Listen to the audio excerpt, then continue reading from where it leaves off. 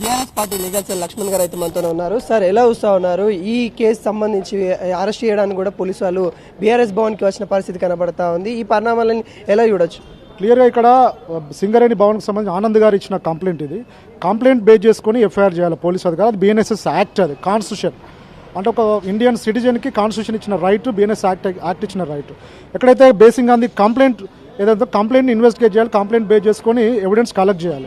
ఎక్కడ కూడా ఇన్వెస్టిగేషన్ చేయకుండా, ఎవిడెన్స్ కలెక్ట్ చేయకుండా ఎఫ్ఐఆర్ నమోదు చేయడం అనేది పోలీసు వాళ్ళు చేసిన clear violation of the constitution. దీన్ని మేము ఆల్రెడీ హైకోర్టు దృష్టికి తీసుకెళ్ళాం. ఒకవేళ నిజంగా వాళ్ళు ఈరోజు రిమాండ్ చేసినట్టయితే నాంపల్లి కోర్టు దృష్టికి తీసుకెళ్దాం. రిమాండ్ రిజెక్ట్ చేయమని కూడా అడిగే అవకాశం ఉంది. ఎందుకంటే యాంటిసిపేటరీ బెయిల్ ఆల్రెడీ హైకోర్టులో వేసి ఉన్నాము.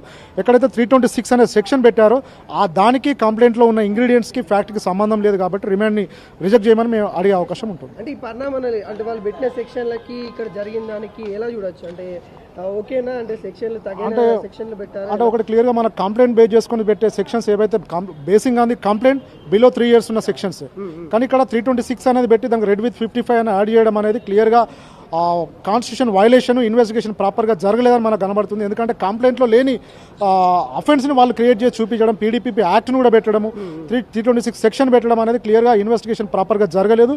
అసలు ఇన్వెస్టిగేషన్ చేయకుండానే ఈరోజు సుమన్ గారిని అరెస్ట్ చేయడానికి పోలీసు అధికారులు వచ్చినారని మనకు క్లియర్గా అర్థమవుతుంది. చాలా మంది తన ద్రోహి లెక్క చూపిస్తా ఉన్న పరిస్థితి కనబడతా ఉంది కదా, అంటే చాలా మంది కూడా వ్యాఖ్యలు కూడా చేస్తూ ఉన్నారు. దాన్ని లీగల్ పరంగా ఎలా చూడొచ్చు? అంటే క్లియర్గా అక్కడ సుమన్ గారు మాట్లాడిన మాటలు అవి, లేదంటే ఏఐతో వాళ్ళు జనరేట్ చేసిన మాటలు అనేది క్లియర్గా ఎవిడెన్స్లో పోలీసు వాళ్ళు ఇన్వెస్టిగేషన్ చేసిన తర్వాత కానీ తెలియదు.